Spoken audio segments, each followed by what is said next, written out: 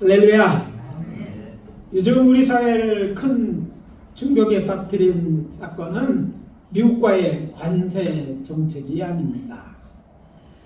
어제 그러니까 18일 웬치라고 불리는 캄보디아 범죄단체에서 범죄에 가담한 한국인 피의자 64명과 신고를 통해 구조된 5명의 소원이 그것입니다.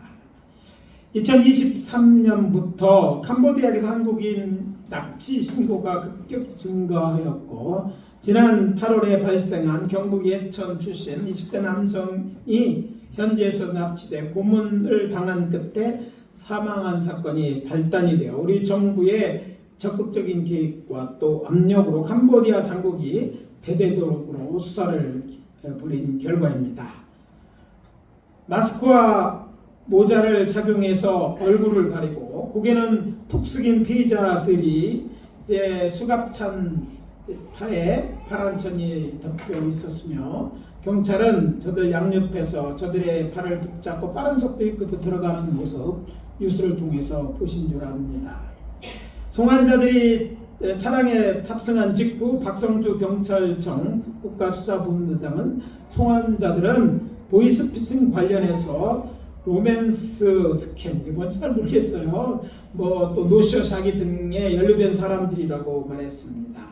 수사를 통해서 좀 더 자세히 밝혀지겠지만 아마도 저들 중 상당수는 피의자이기도 하지만 동시에 피해자일 수 있을 것 같아서 마음이 아픕니다.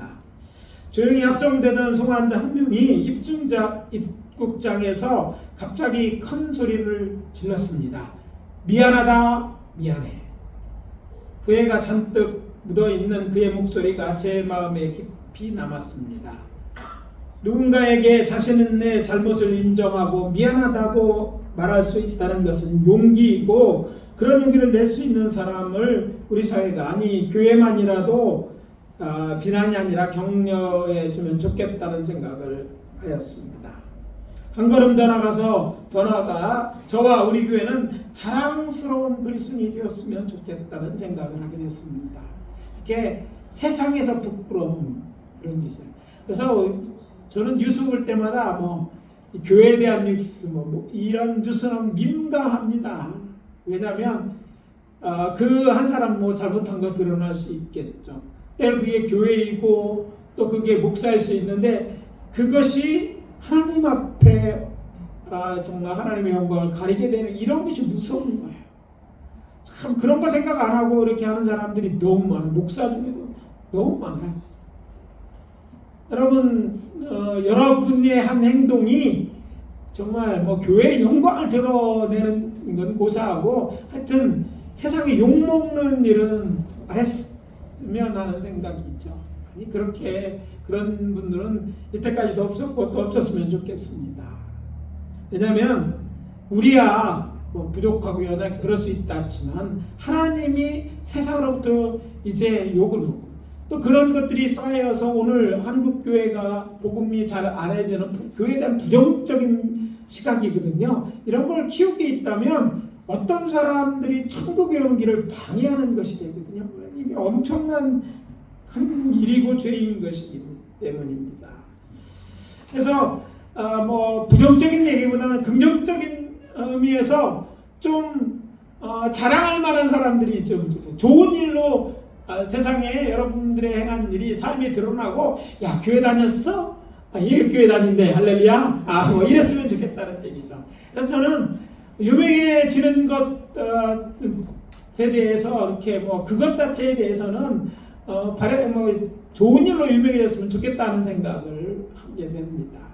근데 정말 중요한 건 사람들에게 좋은 사람으로 알려지고 또 그런 자랑거리 있는 것보다 더 중요한 것은 하나님이 보시기에 정말 자랑스럽다고 할 만한 인생으로 사는 것, 그렇게 신앙생활하는 것이 그리스도인의 목표가 되어야 될 것이라는 생각을 하게 되었습니다.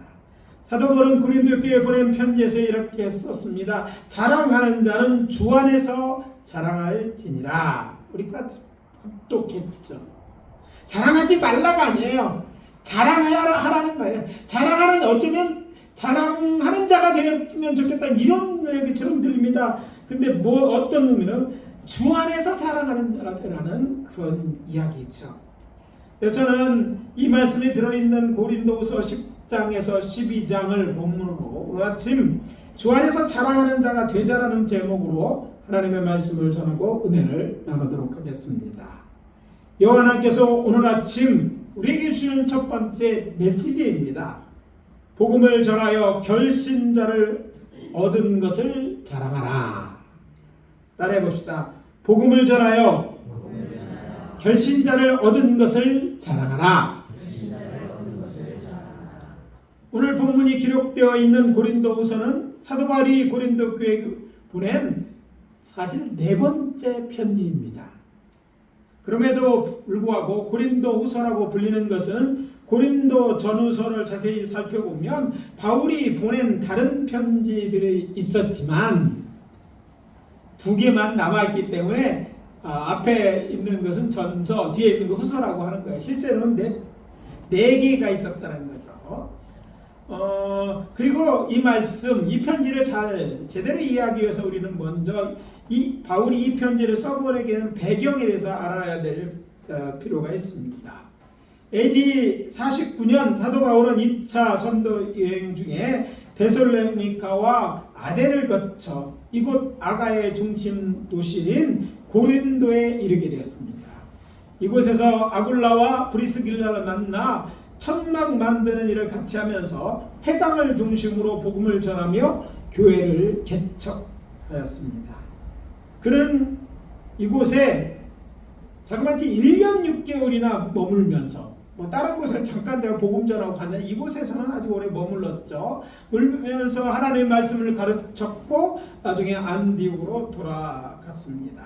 이후 고린도 교회에 이제 첫 번째 편지를 써서 보냈는데 전해지지는 않고 있습니다. 근데 고린도전서 5장 9절에서 11절을 보면 그가 편지를 보냈다는 사실을 알 수 있어요. 그리고 AD 55년경 다시 이제 선교 여행을 떠나서 에베소에 이르렀을 때 고린도 교회가 보내온 질의를 받게 됩니다. 어떤 질문에 대해서 받게 됩니다. 그래서 이제 그 질문에 답하려고 기록한 것이 고린도 전서입니다.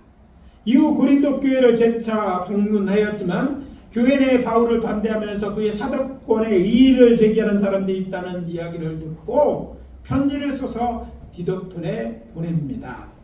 이것이 우리에게 전해지지 않는 편지예요.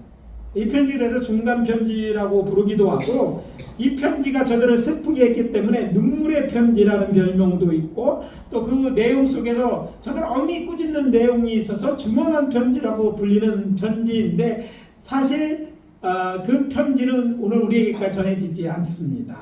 이후 바울은 마케도니아에서 이제 디도를 만나게 되고 그 디도로부터 고린도 교인들이 회개할 뿐 아니라 화해하고 자신과 화해하고자 한다는 그런 기쁜 소식을 듣게 됩니다. 그런데 그것이 전부가 아니라 아직도 자신의 사도직의 이의를 제기하며 여러 가지로 말로 자신을 비방하는 자가 있다는 소식을 아울러 듣게 되죠.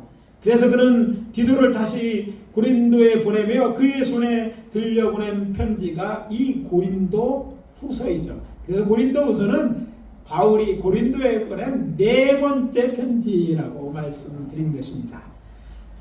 사도 바울은 이 편지를 통해서 지금 문제가 뭐예요? 사도직에 대해서 인정하지 못한 사람이 있다 하니까 자신의 사도직을 변호합니다. 자신이 사도로서 얼마나 성실히 일했고 책임을 다했는지 이야기합니다. 때문에 고린도후서는 바울 서신 중에 가장 감정적이며 변명적인 글이기도 합니다. 오늘 본문인 고린도 10장도 그 중에 사도직을 변명하는 내용 중에 일부이죠. 그는 고린도 교회에서 자신이 사도됨의 이의를 제기하는 자를 향해 자신의 사도를 적극적으로 변명한 도구로 자신이 사도임을 나타낸 증거에 대해서 언급합니다. 그러면서 너희는 외모로 보지만 내가 사도인 증거는 권세로부터 나오는 자랑거리라고 이야기하죠.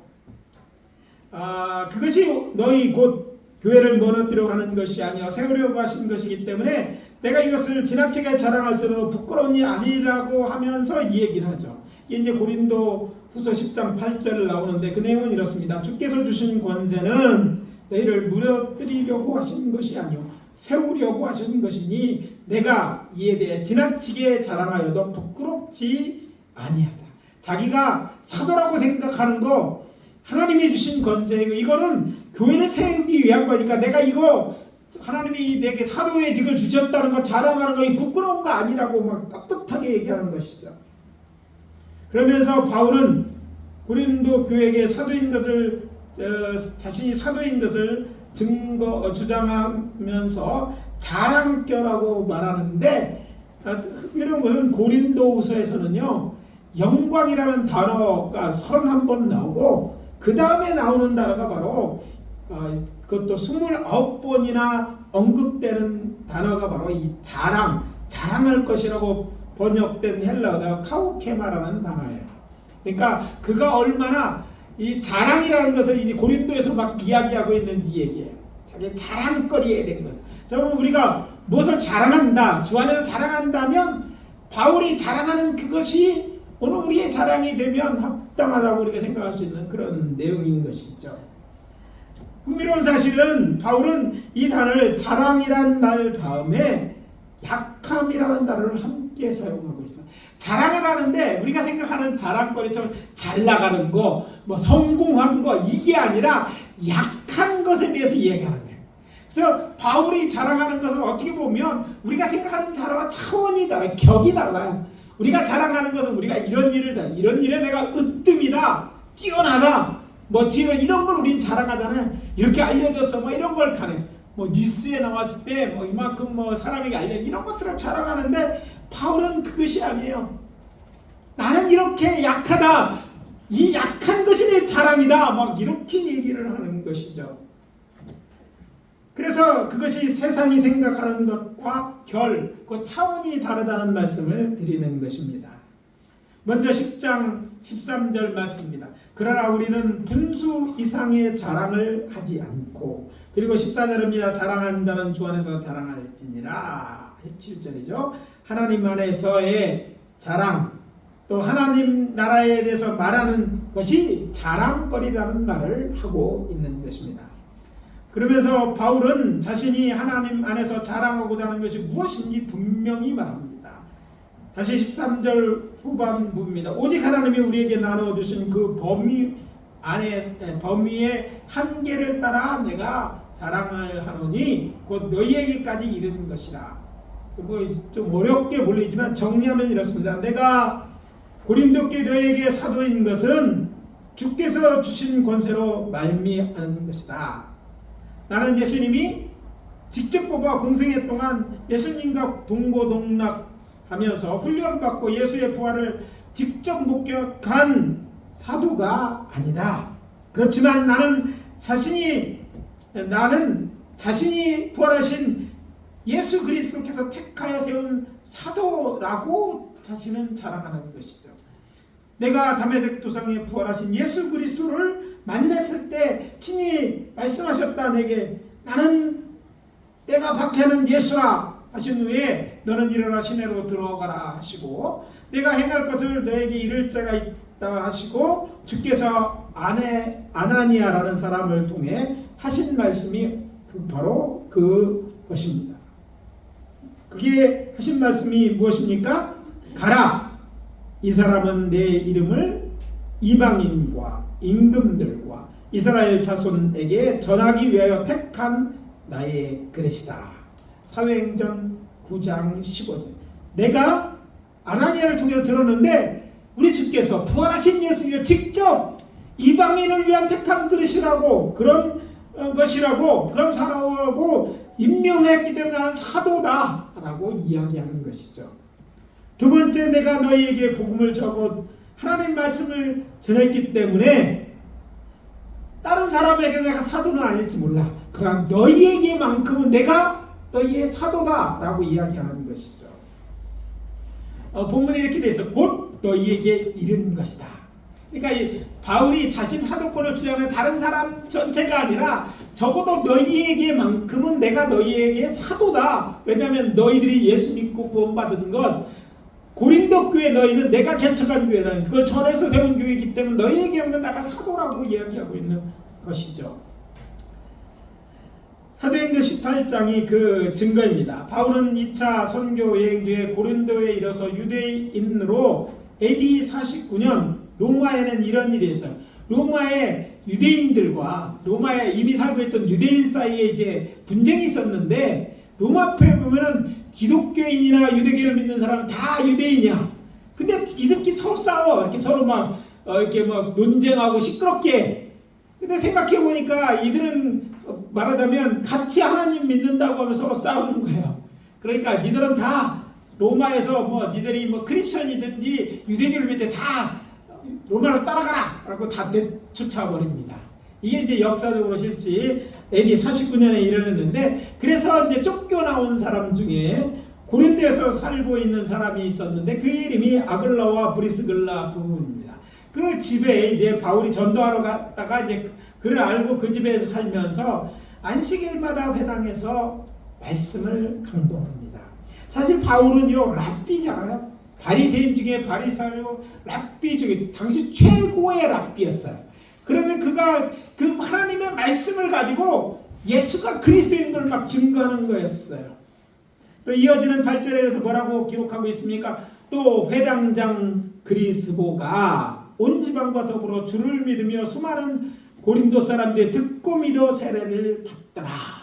자, 이 회당을 관리하는 회당장도 계속 와서 얘기는 바울의 말씀을 듣고 이제 예수가 그리스도인 걸 확신하고 예수를 믿게 되었다는 그런 얘기잖아요. 혼자 믿는 게 아니라 더불어 온 가족이 다 예수를 믿었어요. 그리고 뿐만 아니라 수많은 그리스도의 사람들도 듣고 믿어 세례를 받더라. 그냥 인정하고 그럴 수도 있지가 아니라 정말 예수를 인정하고 세례까지 받았어. 근데 그 수가 많아서 수많은, 그러니까 바울이 1년 6개월 그곳에 사역하는 동안 그곳에 교회가 든든히 세워진 거예요.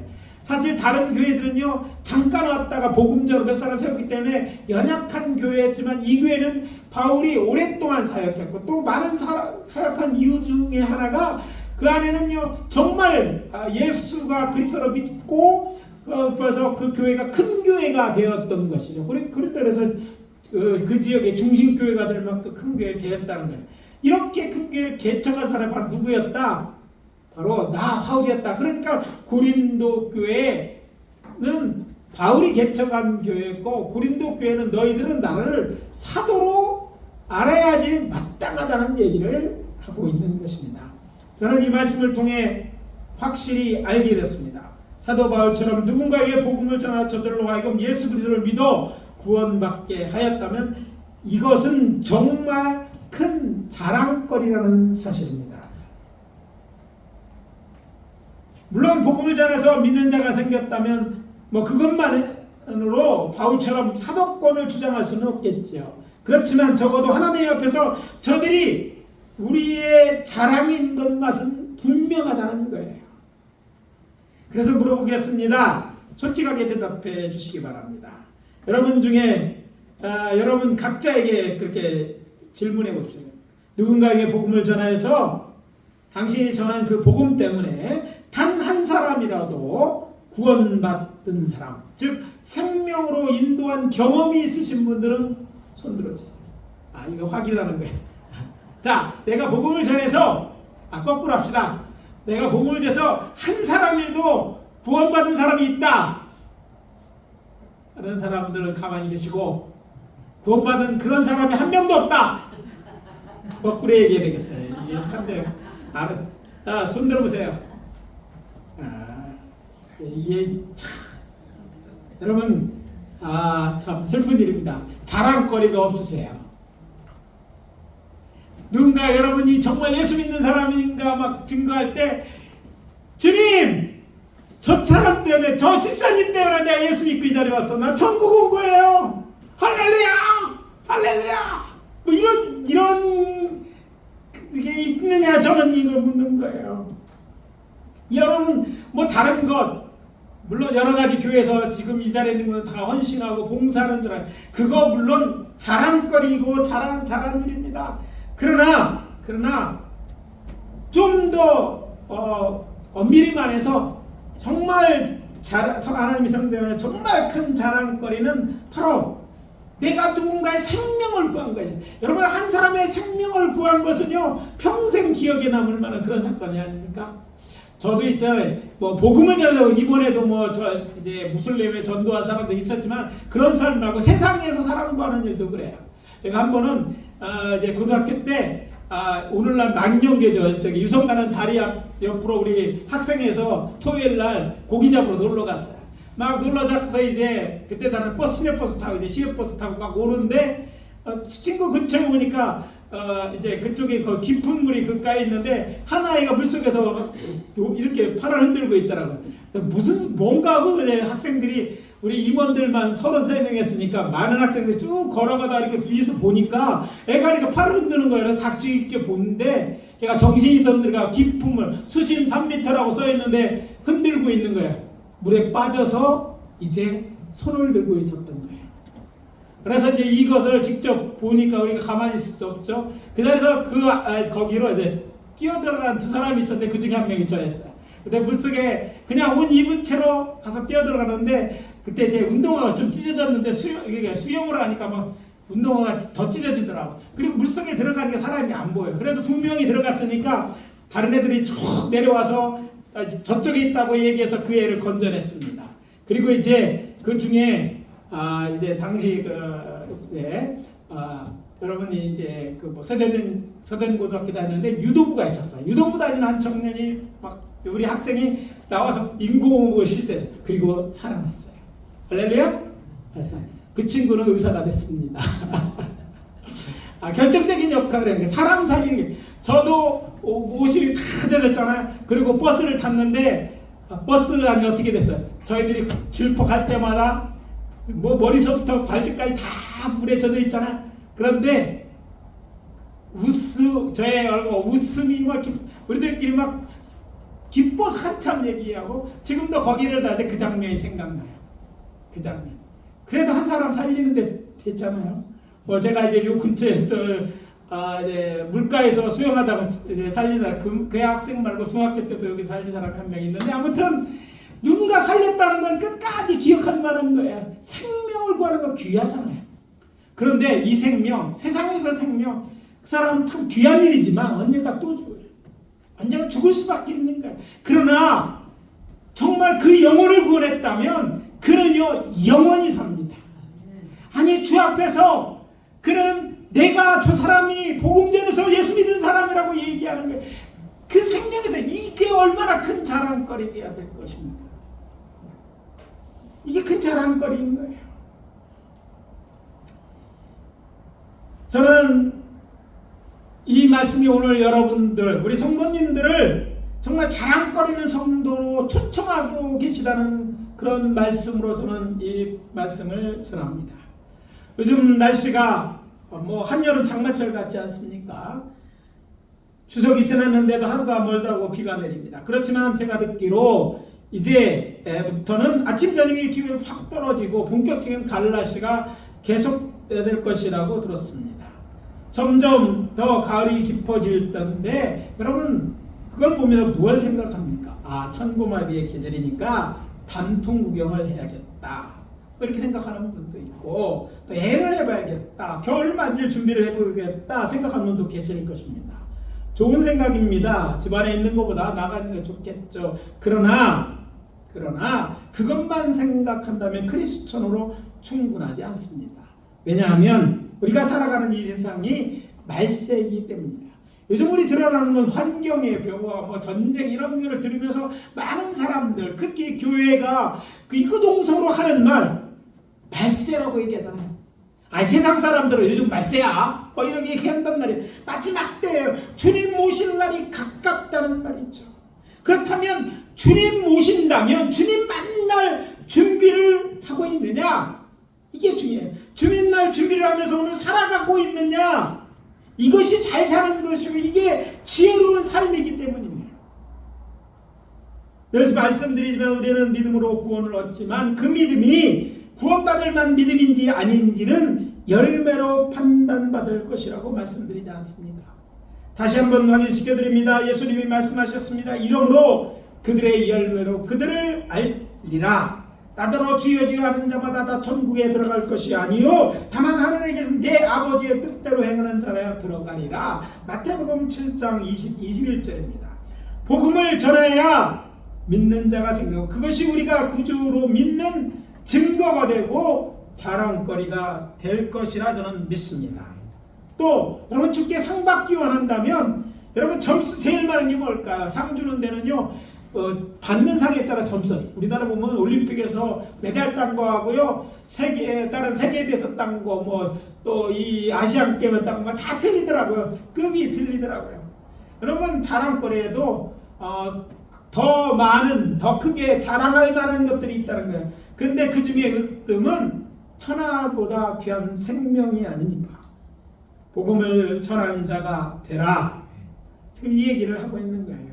이것이 우리를 향한 메시지고 여러분 복음을 전하여서 정말 여러분의 믿음이 정말 주 앞에 그것으로 믿음의 열매로 인정되어지고 좀 상받을 만한 자랑거가 있게 되시기를 예수 그리스도의 이름으로 축원합니다.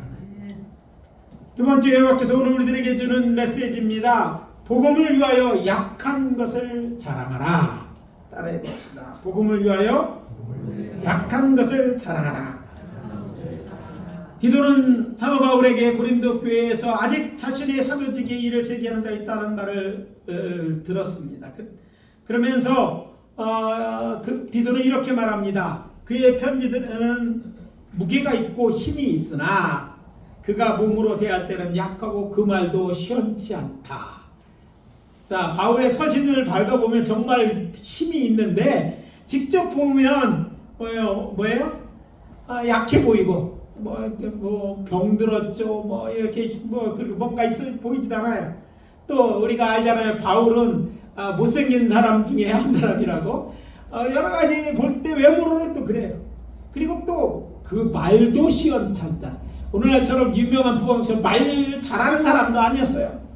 그러니까 개조된다는 그런 말을 하는 거예요. 그게 이제 고린도후서 10장 10절에 나오는데 사도 바울은 이런 비방에 대해서 11장 16절에서부터 12장을 통해 이렇게 말합니다. 내가 약한 것을 자랑한다. 그건 역설적인 대답이죠. 자, 그래? 그 약한 것들이 내게 자랑거리야. 사도 바울이 자랑한 자신의 약한 것들은 구체적으로 어떤 것일까요? 바울이 언급한 것은요, 예수 그리스도를 전하기 위해 애쓰고 수고한 것들입니다. 뭐 전체적으로 말하면 그것이 구체적으로 고린도후서 11장 23절에서 27절까지 언급된 것들입니다. 뭐 크게 설명이 필요 없을 것 같이 다 아는 내용입니다. 그래서 우리 함께 성경 말씀을 찾아서 함께 봉독해 보도록 하겠습니다. 자, 띄워주신 거예요. 자, 다 같이 해봅시다. 그들이 그리스도의 일꾼이냐 정신없는 말을 하거니와 나는 더욱 그러하도다. 내가 수고를 넘치도록 하고 목에 갇히기도 더 많이 하고 매도 수없이 맞고 여러 번 죽을 뻔하였으니 유대인들에게 40에 하나 감한 내를 5번 맞았으며 3번 태장으로 맞고 1번 돌로 맞고 3번은 파선하고 일주일을 깊은 바다에서 지냈으며 여러 번 여행하다가 강의 위험과 강도의 위험과 동족의 위험과 이방인의 위험과 신의 위험과 광야의 위험과 바다의 위험과 거짓 형제 중에 위험을 당하고 또 수고하며 애쓰고 여러 번 자지도 못하고 줄이며 목마르고 여러 번 굶고 춥고 헐벗었노라. 이거 들어보면요, 이거 누군가 이런 목회자가 있다면 이 사람 별 볼 일 없는 사람인가 봐 이렇게 얘기할지도 몰라. 왜? 하나님의 종이라면 하나님의 사역자들은 이런 것들은 우리가 기대하는 그런 것들이 아니에요. 그런데 바로 그런 일을 자기가 당했다고 얘기하는, 그런데 그것이 나에게 자랑거라는 얘기하는 거예요. 넘치도록 수고했다. 매도 수없이 맞았다. 또 여러 번 죽을 뻔했다. 또 배 타고 갔는데 3번이나 파상했다. 여러 가지 위험을 주고 여행했고 또 여러 번 자지 못하고 줄이며 목말랐다. 여러분 또 뭐예요? 줄이고 목마르고 굶고 춥고 헐벗으면 그렇다면 왜 이런 일을 겪었습니까? 그게 중요해요. 바울은 자신을 예수 그리스도의 구원과 사랑을 빚진 자로 여겼기 때문에 이런 것을 당하고 그런 복음을 전했어요. 그래서 이런 것 당한 것이 그에게 부끄러운 일이 아니었어요. 사랑의 수고였어요. 하나님의 베푸신 그 구원에 대해 사랑의 빚진 자 그 빚을 갚는 길을, 그래서 그런 일을 당함에도 불구하고 그는 계속해서 이 일을 감당했던 거예요. 그의 약함은 그래서 자랑거리가 되어진 거예요. 그렇게 약함에도 불구하고 그가 일을 한 건 사랑 때문에 한 것이고요. 그 약하고 그렇게 당한 것 자체가 그에게 그가 얼마나 주님을 사랑하는지 하는 그 사랑에 대한 이야기였고, 또 약하니까 어떻게 돼요? 기도하잖아요. 기도하고 주만 먹고 의지할 수밖에 없기 때문에 자랑입니다. 사도 바울이 당한 것은 자신의 부와 명예, 신념을 위한 것이 아니었습니다. 그것을 주를 위한 것이었다고 말합니다. 때문에 그런 위험을 당하고 고난을 당하면서, 아니 그런 위험에 따를 줄 알면서도 그런 그리스도를 전하기에 힘썼던 것입니다. 그러므로 주의 칭찬을 바라는 삶이란 고난도 수고도 없는 삶이 아니라 주님을 기쁘게 하기 위해서 일하다가 고난을 당하는 거예요. 여러분, 교회에 우리는 뭐냐면, 여러분 교회 주일 일하다가 어려움 당하면 자꾸 비난하는 사람들이 있어요. 예수 믿는 사람 목사라서 잘 믿었으면 그런 일이 일어날까? 여러분, 이거 깊이 생각할 필요가, 정말인가? 만약 정말 자기를 위해서 그 일을 하다 그랬다면 잘못된 것이고 죄의 결과가 하는 심판일 수 있어요. 그러나 바울처럼 정말 그리스도를 사랑하기 때문에 주를 위해 이런 일이 있음에도 불구하고 그가 일을 했다면 이것은 그가 한 일이, 그런 일들이 부끄러운 일이 아니라 오히려 자랑거리고, 우리가 그것을 인정해주고, 저가 정말 주의 종이가라고, 그리고 우리가 축복하고 저의 사역이 협조해줘야 맞다는 얘기인 거죠. 주의 칭찬을 바라는 삶이란 고난도 수고도 없는 삶이 아니라는 거예요. 주님을 기쁘게 여기에 일하다가 고난을 당하는 것입니다. 어려움을 당하는 것이에요. 예수의 십자가가 사단의 강함을 드러내고 하나님의 약함을 드러내는 것 같지만, 이것은 인간을 향한 하나님의 사랑과 구원의 증표가 되어 자랑이 된 것처럼 말입니다. 이렇게 바울에게 있어서 사도가 된다는 것은 사람들에게 높임받고 존경받고 대접받는 일이 아니었습니다. 사실 박해와 고난의 경중의 차이는 있을지 몰라도 적어도 진실한 그리스도인들이 오늘날 경험하는 일이기도 합니다. 바울은 주께서 주신 소명을 감당하기 위하여 기꺼이 수고하고 애쓰는 삶을 살아낸 것입니다. 그래서 그가 당한 이런 것들이 참, 왜? 주님은 아시겠다. 바울은 불평하다가 피하지 않고 이 고난의 길을 걸었던 것입니다. 그가 강한 자였기 때문이 아니라, 힘들지 않아서가 아니라, 어렵지 않아서가 아니라 그것이 하나님의 뜻이라고 믿기에 주님의 부르심에 순종한 것이고, 그랬기 때문에 그의 약한 것이 그에게 자랑거리가 되는 것이에요. 자신이 겪은 어려운 일들을 이해하는 것을 보면서 저는 하나님께서 주께서 맡기신 일을 감당할 수 있는 힘과 능력을 달라고, 또 건강을 달라고, 때로는 고통을 감해달라고, 능욕받지 않고 궁핍하지 않도록, 또 핍박받지 않도록 곤란에 처해지 않게 해달라고, 위험에서 벗어나게 하고 평안히 잠들 수 있게 해달라고, 먹을 것 입을 것 쓸 것을 달라고, 자신의 마음을 무겁게 하는 일, 교회의 여러 가지 문제들로부터 정말 자유할 수 있게 하나님 도와달라고 이렇게 날마다 기도했다는 것을 저는 알 수 있어요. 저는 이것을 통해서 우리도 살아가다 힘들면, 주의 일하다가 힘들면 그렇게 기도하지 않습니까? 그런 가운데 그가 깨달은 것을 우리도 깨닫기를 원합니다. 그럼 바울이 깨달은 것이 무엇입니까? 그 바울이 깨달은 영적 비밀에 대해 그런 이야기입니다. 나에게 이르기를 내 은혜가 내게 족하도다. 이는 내가 능력이 약한 데서 온전하여짐이라 하신지라. 그러므로 도리어 크게 기뻐함으로 나의 여러 연약한 것에 자랑하니 이는 그리스도의 능력이 내게 머물려 함이라. 그리스도를 위하여 약한 것들과 능욕과 궁핍과 핍박과 곤란을 기뻐하노니 이는 내가 약할 그때 곧 강한지라. 고린도후서 12장 9절 10절입니다. 그리스도를 위하여 그렇게 됐다.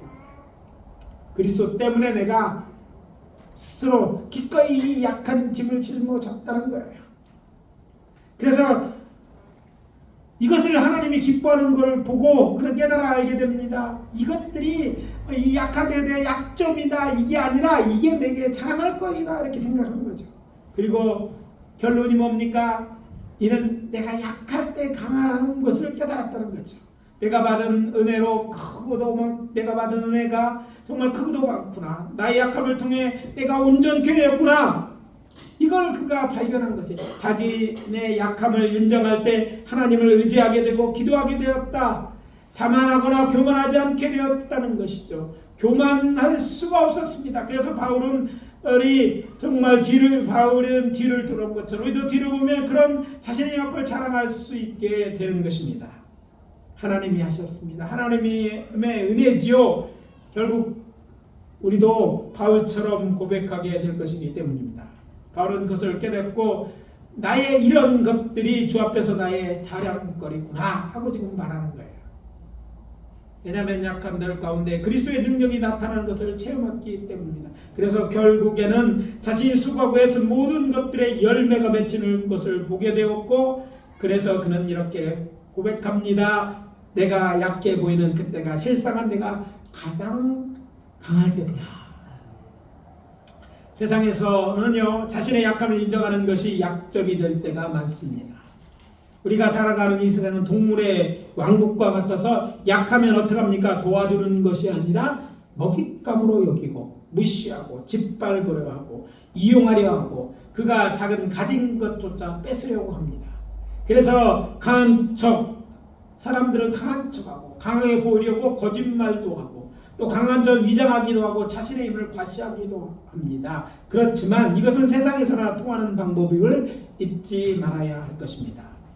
진실은 통한다고 말하고 믿으라고 말하지만 조심해야 됩니다. 그러나 분명히 알 것은 믿음의 세계에서는 그것은 길이 아니고 그렇게 살아서는 안 됩니다. 왜냐하면 우리가 인정받으려 하는 분은 우리와 같은 인생이 아니기 때문입니다.